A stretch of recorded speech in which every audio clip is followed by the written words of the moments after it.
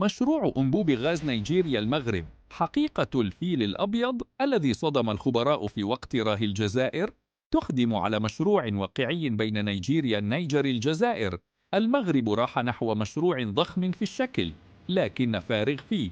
الجدوى حسب مكتب الاستشارات الأمريكي ناركو اللي وصفه فرعوني غير مفيد وفيل أبيض ضخم. وين المشكل؟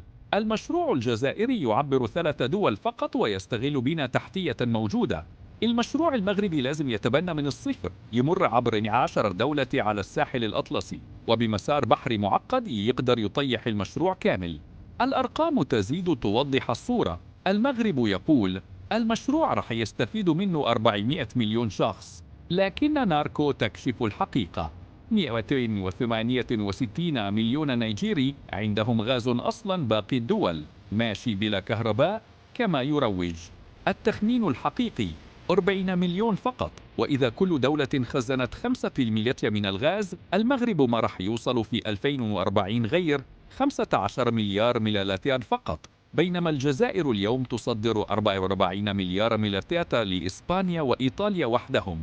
المصيبة الكبيرة فترة استرجاع التكلفة. المشروع المغربي يكلف بين 25 و 38 مليار دولار، أحد أغلى الأنابيب في العالم. استرجاع تكلفته 238 سنة، بينما ميدغاز الجزائري استرجع كامل تكلفته في 12 سنة فقط.